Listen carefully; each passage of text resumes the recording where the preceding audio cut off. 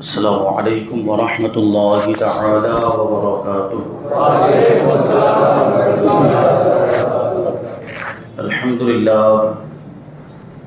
للہ رب العالمین والعاقبۃ للمتقین والصلاة والسلام علی سید الانبیاء والمرسلین وعلی آلہ واصحابہ اجمعین، اما بعد فاعوذ باللہ من الشیطان الرجیم، بسم اللہ الرحمن الرحیم۔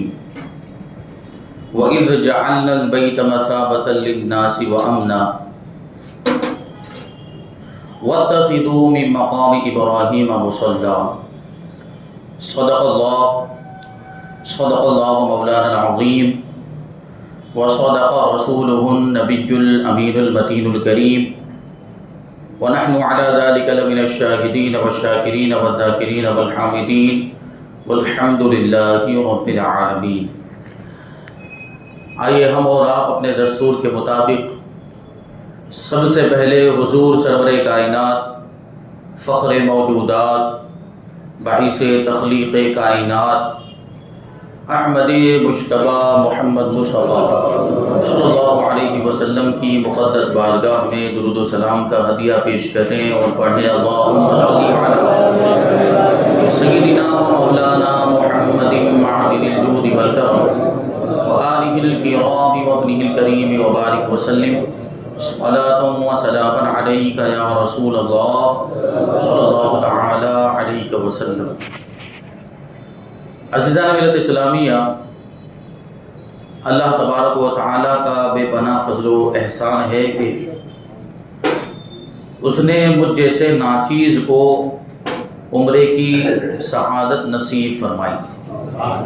الحمدللہ سفر عمرہ سے واپس آ گئے، جبکہ عاشقوں کی خواہش یہ ہوتی ہے کہ وہیں رہ جائیں، وہاں رہنا نصیب ہو اور حضور پاک صلی اللہ علیہ وسلم کے شہر ہی میں موت آ جائے اور جنت البقیع میں دفن ہونا نصیب ہو جائے تو آدمی سیدھا جنت میں پہنچ جائے۔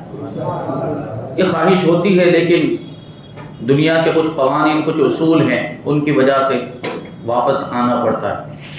تو اللہ تبارک و تعالیٰ نے یہ سعادت ہمیں نصیب فرمائی، اور دعا کرتے ہیں کہ اللہ تبارک و تعالیٰ سارے اہل ایمان مسلمانوں کو زندگی میں بار بار حج اور عمرہ کرنے کی توفیق عطا فرمائے اور حرمین شریفین کی زیارت نصیب فرمائے۔ بڑی مقدس جگہیں ہیں، بڑی پاکیزہ جگہیں ہیں، اور ظاہر سی بات ہے اس سے بہتر جگہ اور کیا ہو سکتی ہے۔ میں نے جانے سے پہلے بھی جو جمعہ میں بیان ہوا تھا اس میں عرض کیا تھا کہ ہم اور آپ ادھر ادھر گھومنے جاتے ہیں، تفریح کرنے کے لیے جاتے ہیں، اور پتہ نہیں کہاں کہاں جاتے ہیں، اس میں کتنا خرچہ ہوتا ہے، تو تھوڑا سا پیسہ بچایا جائے تو عمرے کا انتظام ہو سکتا ہے۔ وہاں چلے جائیں، وہاں کے بارے میں سوچیں، وہاں کی تعلق سے تیاری کریں تو انشاءاللہ تبارک و تعالیٰ اسباب مہیا ہو جائیں گے اور آپ بھی پہنچ جائیں گے۔ تو ہر مسلمان کو وہاں پر جانا چاہیے اور دیکھنا چاہیے کہ وہ ہمارا اسلام کا مرکز، عقیدتوں کا مرکز حضور پاک صلی اللہ علیہ وسلم کا جہاں پر روضہ مبارک ہے۔ اور عمرہ ایک ایسی عبادت ہے، عمرے کے بارے میں آپ کو بتاؤں، عمرہ اور حج یہ دونوں ایسی عبادتیں ہیں جو ہم اپنے ملک میں ادا نہیں کر سکتے۔ نماز آپ یہاں پر بھی پڑھ سکتے ہیں، روزہ آپ یہاں پر بھی رکھ سکتے ہیں، صدقہ آپ یہاں پر بھی کر سکتے ہیں، زکوٰۃ یہاں پر بھی ادا کر سکتے ہیں، دوسرے نیکیوں کے کام، بھوکوں کو کھلانا، کپڑے جس کے پاس نہیں اس کو کپڑے مہیا کر دینا، اور ضرورت مند کی ضرورت کو پورا کر دینا، مسکین کی ضرورتوں کو پورا کرنا، یتیم کے ساتھ اچھا سلوک کرنا، یہ ساری عبادتیں آپ اپنے ملک میں بھی کر سکتے ہیں۔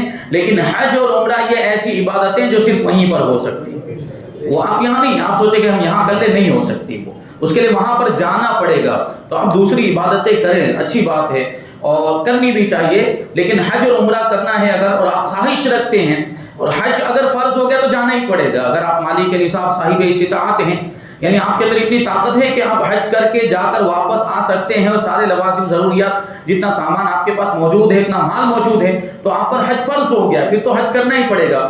عمرے کی جہاں تک بات ہے، عمرہ کرنا سنت ہوتا ہے، جانا چاہیں تو جا سکتے ہیں، نہیں جانا چاہیں تو کوئی حرج بھی نہیں، لیکن ایک چیز ہوتی ہے کہ عاشق کے دل کی بات ہوتی ہے کہ حضور پاک صلی اللہ علیہ وسلم کے روزے پر حاضری دی جائے. ہم دور سے پکارتے ہیں, ہمارا عقیدہ یقین ہے کہ ہم اللہ کے رسول صلی اللہ علیہ وسلم کو یہاں سے پکارتے ہیں. حضور ہماری پکار کو سنتے ہیں, ہماری فریاد کو سنتے ہیں اور ہماری فریاد رسی فرماتے بھی ہیں. لیکن وہاں جا کر حضور کی بارگاہ میں عریضہ پیش کرنے کی بات ہی الگ ہے, اس کا انداز ہی کچھ اور ہوتا ہے, کیفیت ہی کچھ الگ ہوا کرتی ہے. اور خانہ کعبہ کے بارے میں بھی آپ کو بتاؤں, خانہ کعبہ یہ اللہ کا گھر ہے, بیت اللہ کہا جاتا ہے, اور دنیا میں سب سے پہلا گھر جو لوگوں کے لیے تعمیر کیا گیا, بنایا گیا, وہ خانہ کعبہ ہے. اور بیت اللہ شریف کی, خانہ کعبہ کی خصوصیت ایسی کہ آپ کی نظر پڑے, آپ ایمان والے, یقیناً الحمدللہ ہم ایمان والے, ایمان والوں کی یہ کیفیت ہوتی کہ بے ساختہ جیسے ہی بیت اللہ شریف نظر آتا ہے, خانہ کعبہ پر نظر پڑتی, بے ساختہ آنسو نکلنے لگ جاتے ہیں, اور جو کیفیت ہوتی وہ تبدیل ہو جاتی کہ اللہ نے ہمیں یہاں پہنچا دیا, اس مقام پر پہنچا دیا, ہم ایسی جگہ پر پہنچے جہاں آنے کے لیے لوگ تڑپتے ہیں. اللہ تبارک و تعالیٰ نے وہ موقع ہمیں عطا فرمایا. تو جانے سے پہلے ہم نے مدینہ منورہ کی باتیں کی تھی, مدینہ منورہ کے فضائل بیان ہوئے تھے. چونکہ ہم لوگ پہلے مدینہ منورہ جانے والے تھے اور پھر مکہ مکرمہ جانے والے تھے, اور اب آئے ہیں تو مکہ مکرمہ سے ہو کر آئے, آخر میں مکہ مکرمہ میں تھے الحمدللہ. پچھلی جمعرات کو, اگر آپ کو ویسے تو پتہ نہیں ہوگا, میں بتاؤں آپ کو کہ پچھلی جمعرات کو الحمدللہ ہم نے آخری عمرہ کیا ہے, اور یہ اس مرتبہ کا جمعہ ہے تو ہم اپنے وطن میں موجود ہیں. یہ اللہ تبارک و تعالیٰ کا فضل و احسان ہے. تو مکہ مکرمہ یہ اللہ تبارک و تعالیٰ کا بڑا ہی مقدس شہر ہے. ویسے تو طریقہ یہ ہے, آداب کا تقاضا یہ ہے کہ پہلے مکہ مکرمہ جایا جائے پھر مدینہ منورہ جائیں. یہ صحیح طریقہ ہے کہ مکہ مکرمہ جا کر عمرہ ادا کرے, ارکان ادا کرے, پھر مدینہ منورہ میں حاضر ہو اور اللہ کے رسول صلی اللہ علیہ وسلم کی بارگاہ میں حاضر ہو کر اللہ تبارک و تعالیٰ سے حضور کے وسیلے سے جو عمرہ کیا, جو ارکان ادا کیے, اس کی قبولیت کی دعا کرے. اور اس کی وجہ سے حضور پاک صلی اللہ علیہ وسلم کی بارگاہ کی حاضری کی وجہ سے عمرہ یا حج جو کچھ بھی ادا کیا ہے اس کی قبولیت کی امید زیادہ بڑھ جاتی ہے کہ حضور کی بارگاہ میں موجود ہے, حضور کے وسیلے سے دعا کر رہے ہیں, تو پھر ظاہر سی بات ہے دعا قبول ہونے کی امید زیادہ تو ہونے ہی والی ہے. تو یہ طریقہ ہوتا ہے. لیکن اگر کبھی اس کے برعکس بھی ہو جائے, پہلے مدینہ, جیسے ٹور والوں کی سیٹنگ ہوتی ہے, وہ پہلے مدینہ لے جاتے ہیں پھر مکہ لے جاتے ہیں, کچھ ایسے گروپ ہوتے ہیں جو پہلے مکہ جاتے ہیں پھر مدینہ جاتے ہیں. تو ہمارے میں ایسی سیٹنگ ہوئی تھی کہ پہلے مدینہ منورہ جائیں گے پھر وہاں سے مکہ مکرمہ جائیں گے. تو ہم مدینہ منورہ پہلے پہنچے, اور اس کے بارے میں بھی مطلب اگر کسی وجہ سے پہلے مدینہ منورہ چلے گئے, اس میں بھی کوئی حرج نہیں ہے, اس میں بھی کوئی حرج نہیں, بلکہ عاشق تو سوچتا ہے چلو بہت اچھی بات ہے کہ جلدی پہنچ جائیں گے.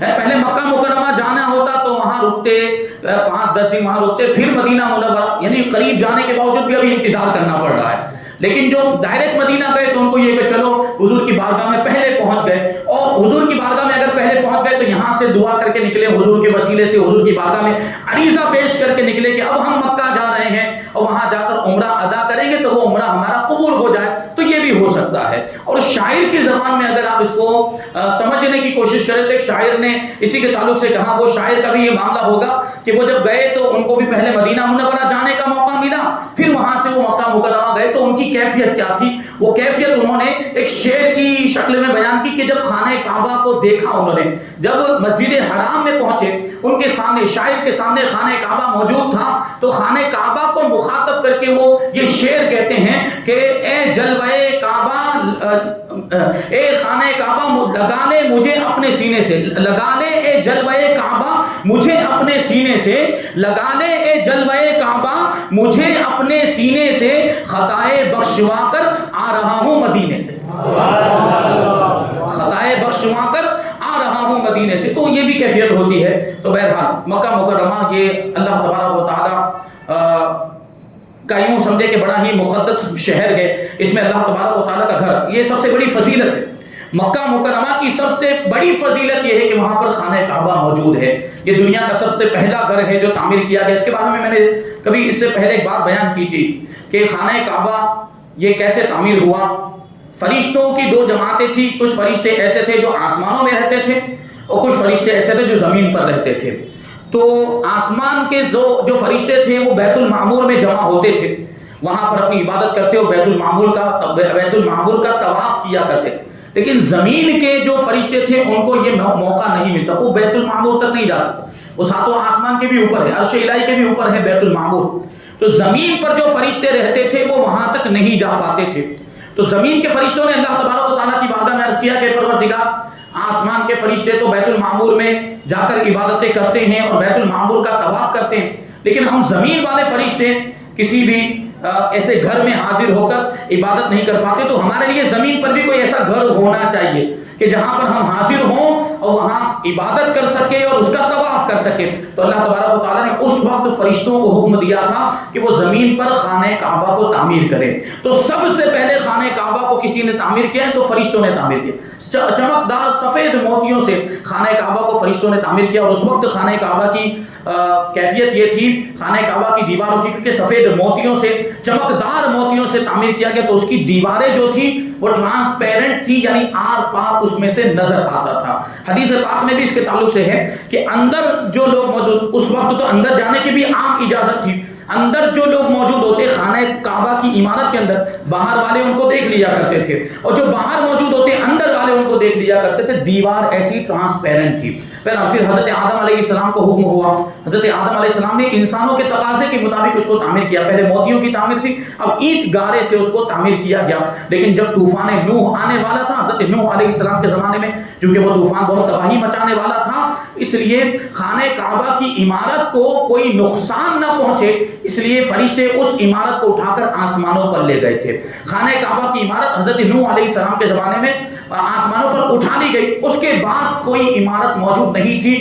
ایک عرصے تک ایک سرخ رنگ کا ٹیلا تھا، ایک چھوٹا سا پہاڑ تھا، لوگ وہیں پر حاضر ہوا کرتے، نشانی کے طور پر وہ باقی رکھا گیا، اور اسی ٹیلے کا طواف کیا کرتے تھے اور اپنے علاقوں میں شہروں میں واپس ہو جایا کرتے تھے. لیکن زمانہ گزرنے کے ساتھ وہ ٹیلا بھی غائب ہو گیا، مٹی آ کر اس پر پڑنے لگی اور وہ ٹیلا، اس کے نشانات ختم ہو گئے. حضرت ابراہیم علیہ السلام کا دور آیا تو اللہ تبارک و تعالیٰ نے حضرت ابراہیم علیہ السلام کو دوبارہ خانہ کعبہ تعمیر کرنے کا حکم دیا. حضرت ابراہیم علیہ السلام نے اللہ کی بارگاہ میں عرض کیا کہ خانہ کعبہ کہاں پر تھا، کس جگہ پر تھا، مجھے نہیں معلوم. تو اللہ تبارک و تعالیٰ نے حضرت جبرائیل کو بھیجا. انہوں نے اس کی چار حدود کا تعین کر دیا کہ اتنے ایریے میں اتنے حصے میں خانہ کعبہ تھا. حضرت ابراہیم علیہ السلام نے خانہ کعبہ کو پھر سے تعمیر کیا. حضرت اسماعیل علیہ السلام نے آپ کی مدد کی. حضرت ابراہیم علیہ السلام معمار کے طور پر کام کرتے تھے اور حضرت اسماعیل علیہ السلام ایک مزدور کے طور پر کہ مٹی اور غارہ لا کر دے دیا کرتے تھے. اس طرح خانہ کعبہ کی تعمیر ہوئی، یہ مقدس گھر.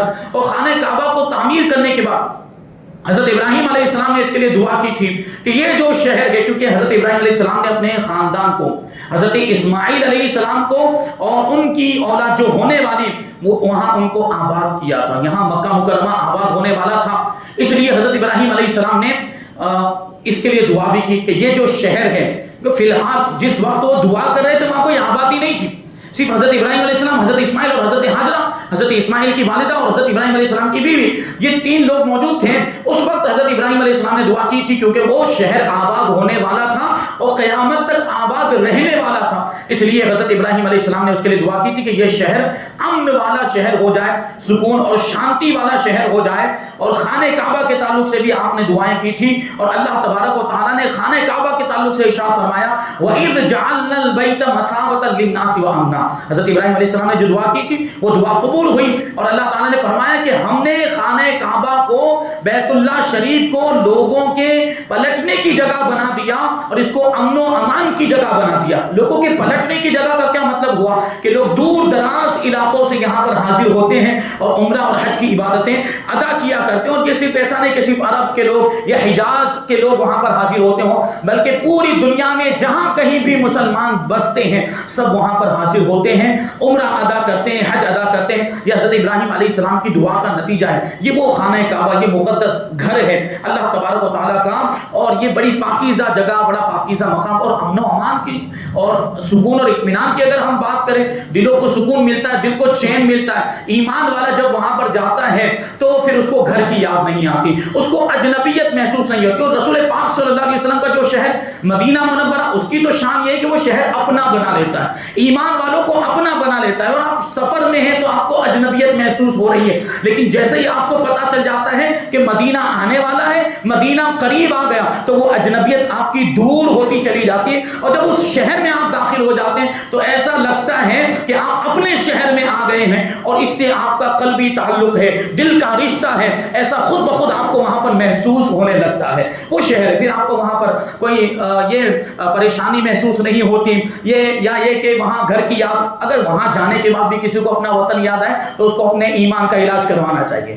وہاں جانے کے بعد بھی وطن کو یاد کرے، گھر والوں کو یاد، آپ فون پہ بات کر لینا الگ بات ہے گھر والوں سے، یہاں پہنچے وہاں پہنچے، یہاں حاضری دی وہاں حاضری دی، یہ عبادت کی وہ، یہ کچھ بتا سکتے، لیکن اس میں بھی احتیاط کا دامن ہاتھ سے چھوٹنے نہ پائے۔ کچھ لوگ خانہ کعبہ کا طواف کرتے ہوئے فون کر رہے ہوتے، خانہ کعبہ کا طواف کرتے ہوئے ویڈیو کالنگ جاری ہے اور وہاں دکھا رہے ہوتے کہ دیکھو ہم طواف کر رہے ہیں، ہم ایسے چکر لگا رہے ہیں، یہ خانہ کعبہ ہے، یہ فلاں ہے۔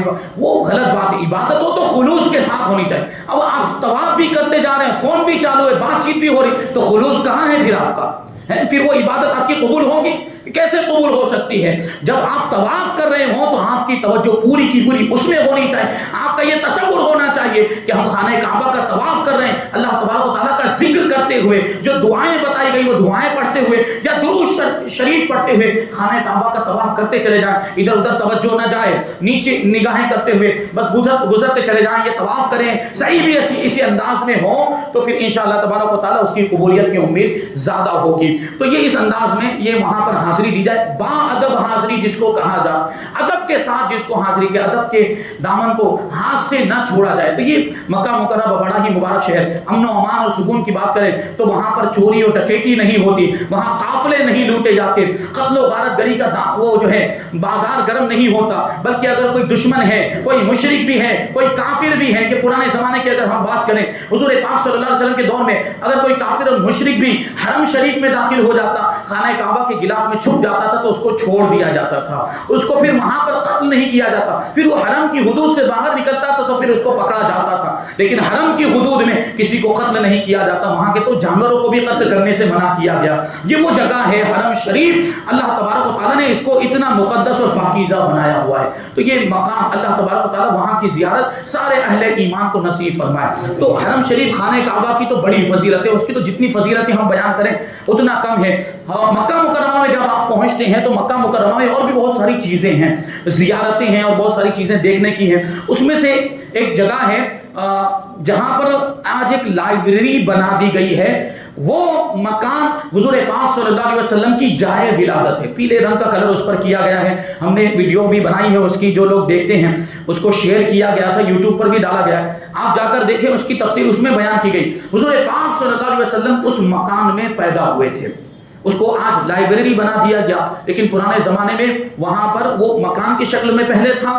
اور پھر ہارون رشید کی ماں، ہارون رشید جو خلیفہ عباسی دور حکومت جو ہے تو وہ عباسی خلیفہ تھا ہارون رشید، اس کی ماں نے اس جگہ پر ایک مسجد بنوائی تھی جہاں حضور پاک صلی اللہ علیہ وسلم کی جائے ولادت، وہاں مسجد بنوائی تھی، اور لوگ اہل ایمان عاشقان مصطفیٰ سنی مسلمان وہاں پر حاضر ہوتے تھے، حضور پاک صلی اللہ علیہ وسلم کی بارگاہ میں نذرانہ عقیدت پیش کیا کرتے تھے، اور خاص طور پر 12 ربیع الاول کے موقع پر ہر سال اہل ایمان مسلمان عاشقان مصطفیٰ اس جگہ پر جمع ہوتے تھے اور وہاں پر محفل میلاد شریف منعقد کی جاتی تھی۔ جب سنیوں کی حکومت تھی، جب وہاں پر سنیوں کی حکومت تھی تو اس جگہ پر ہر سال 12 ربیع الاول کے موقع پر میلاد شریف کی محفل منعقد کی جاتی تھی، لیکن جب سے یہ سعودیوں کی حکومت آئی، نجدیوں کی حکومت آئی، اور مسجد کو بھی توڑ دیا گیا اور وہاں ایک لائبریری بنا دی گئی، اور وہاں آنے جانے کی عام اجازت بھی نہیں، کسی کو نہیں بتایا جاتا، اور وہاں پر کچھ لکھا ہوا بھی نہیں ہے کہ یہ حضور پاک صلی اللہ علیہ وسلم کی جائے ولادت ہے،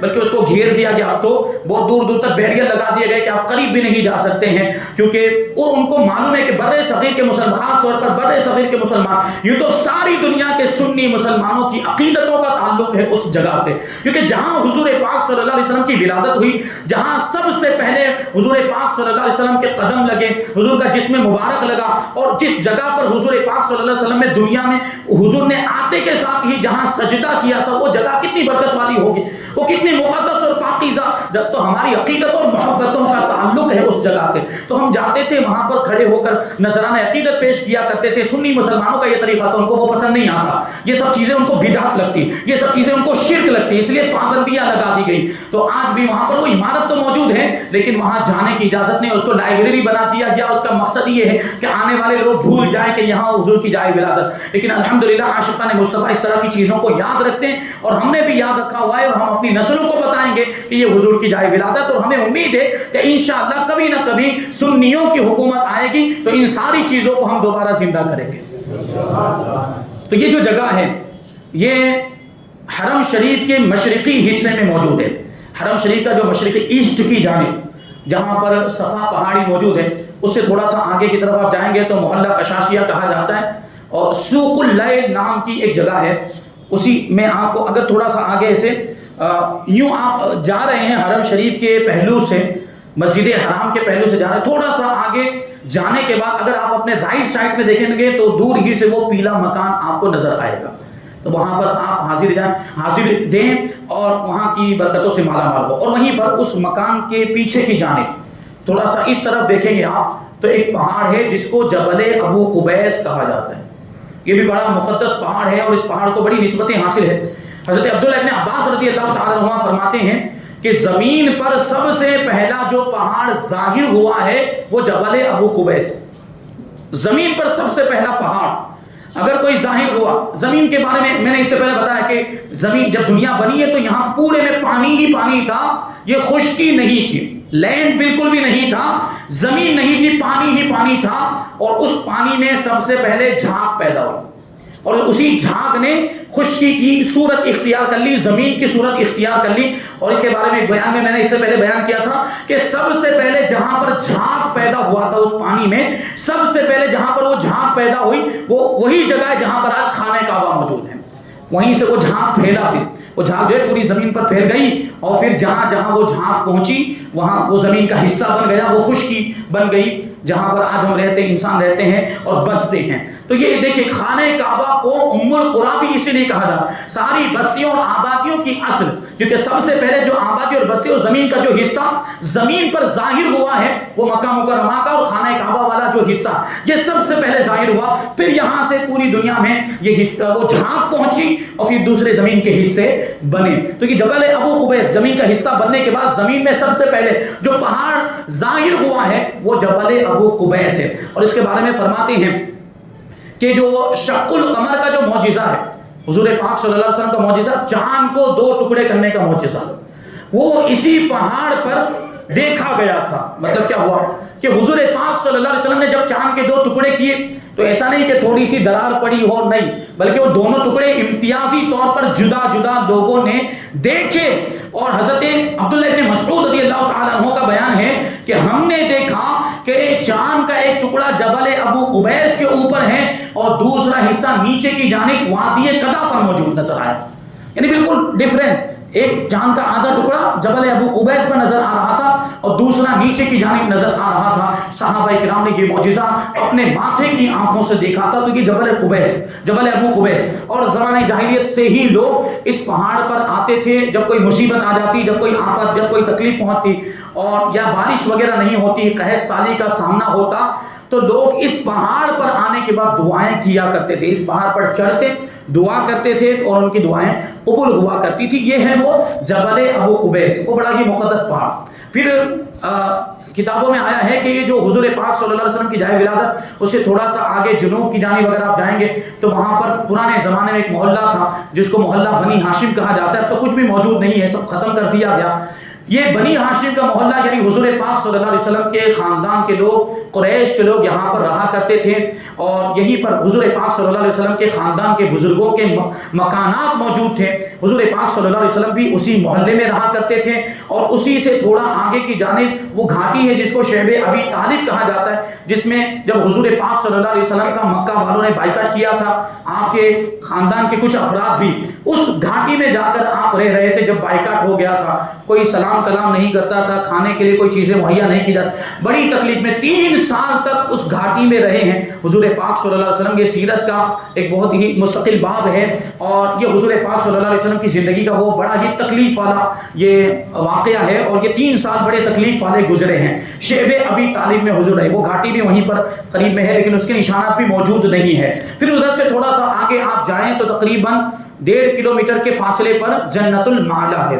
جنت المعلا بھی کہا جاتا ہے, جنت المعلا بھی کہا جاتا ہے. یہ مکہ مکرمہ کا قبرستان ہے, بڑا ہی مقدس قبرستان ہے. اور اس کے بارے میں بیان کیا جاتا ہے کہ اس قبرستان میں تقریباً 6000 جلیل القدر صحابہ کرام کے مزارات موجود ہیں.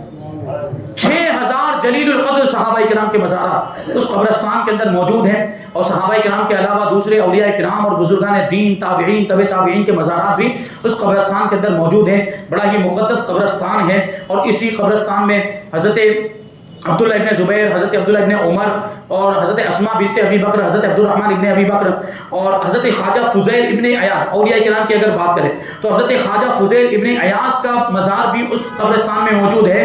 اور ہمارے غریب نواز سلطان الہند عطائے رسول حضرت خواجہ معین الدین چشتی رضی اللہ تعالیٰ عنہ کے پیر و مرشد حضرت خواجہ عثمان ہارونی رضی اللہ تعالیٰ عنہ کا مزار پاک بھی جنت المعلا کے اندر موجود ہے. یہ بڑا ہی مقدس اور سب سے بڑی بات اگر اس کے بارے میں بتائی جاتی ہے کہ اگر سب سے مقدس اور سب سے زیادہ فضیلت والا کوئی مزار اس قبرستان میں ہے تو وہ ام المؤمنین حضرت خدیجہ الکبریٰ رضی اللہ تعالی عنہا کا مزار. لیکن کیا ہے کہ سب نشانات مٹا دیے گئے. ایک زمانے میں جب ترکیوں کی حکومت تھی تو ام المؤمنین حضرت خدیجہ الکبریٰ رضی اللہ تعالی عنہا کے مزار پر باقاعدہ گنبد بنا ہوا تھا, باقاعدہ مزار بنا ہوا تھا. اور دوسرے جلیل القدر بڑے بڑے صحابہ کرام کے مزارات پر بھی گنبد بنے ہوئے تھے, 4 دیواریاں بنی ہوئی تھی.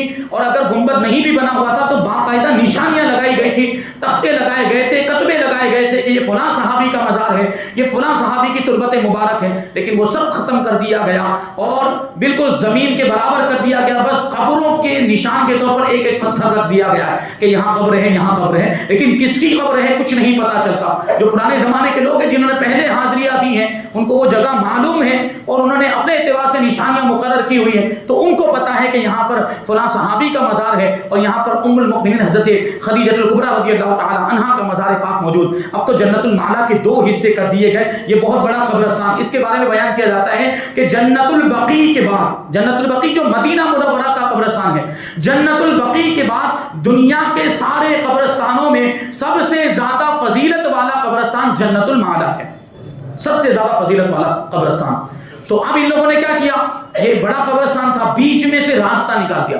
راستہ کبھی ایسا بھی ہوتا ہے نا کہ 2 لوگ چل سکے, نہیں, پوری سڑک نکالی, ہائی وے نکالا ہے, 4 لائن کا ہائی وے نکالا ہے قبرستان کے بیچ میں سے. اب بتائیے وہ قبرستان کے بیچ میں سے نکلا ہے تو قبروں پر نہیں ہوگا, قبروں پر بنایا گیا. وہ قبریں, وہ سڑک کے نیچے کس کس کی قبریں آئی ہوگی, صحابہ کرام کی بھی قبریں, کیونکہ پہلے تو ان لوگوں نے نشانات مٹائے, پہلے تو لوگوں کو بھلا دیا کہ یہاں قبریں تھی, پھر راستہ بنا دیا کہ اب چلیں تو قبروں پر اللہ کی پناہ, وہاں پر چلنے میں بھی ڈر لگتا ہے بلکہ چلنا ہی نہیں چاہیے. وہ جو راستہ بنایا گیا, جو سڑک بنائی گئی, اس پر چلنا ہی نہیں چاہیے کہ خدا نہ خواستہ کہیں کسی صحابی کے مزار پر ہمارے پاؤں نہ پڑ جائے. اور صحابی کی بات کرتے ہیں, صحابی کا تو مرتبہ کتنا بلند و بالا. عام مومن, ایک عام انسان جو مومن ہو, ایمان والا بندہ ہو, اس کی قبر پر بھی پاؤں رکھنے سے منع کیا گیا. یہ اس کے آداب کے خلاف. اور یہ بات بتائی گئی حدیث شریف میں کہ جس سے زندوں کو تکلیف ہوتی ہے اس سے مردوں کو بھی تکلیف ہوتی ہے. تو جب ایک عام مسلمان کی قبر پر پاؤں رکھنے اور چلنے کی اجازت نہیں ہے تو ایک صحابی کے مزار پر چلنے کی اجازت کیسے ہو سکتی ہے؟ اور ان لوگوں نے وہاں پر وہ سڑک بنا دی ہے, تو ہرگز اس میں نہ چلے, دور ہی سے فاتحہ پڑھ لیں اور دور ہی سے خراج عقیدت پیش کر لیں. تو یہ مقامات, یہ مقدس مقامات ہیں, اور بھی بہت ساری چیزیں تھیں جن کو بیان کیا جا سکتا ہے, پھر کبھی کسی موقع پر انشاءاللہ تبارک و تعالیٰ بیان کریں گے. اللہ تبارک و تعالیٰ کی بارگاہ میں دعا ہے کہ مقدس مقامات کی ہم کو بار بار زیارت نصیب فرمائے اور ادب کے ساتھ وہاں پر حاضر ہونا ہم سب کو نصیب فرمائے اور ان کی برکتوں سے ہم سب کو مالا مال فرمائے. وما علینا الا البلاغ. سنت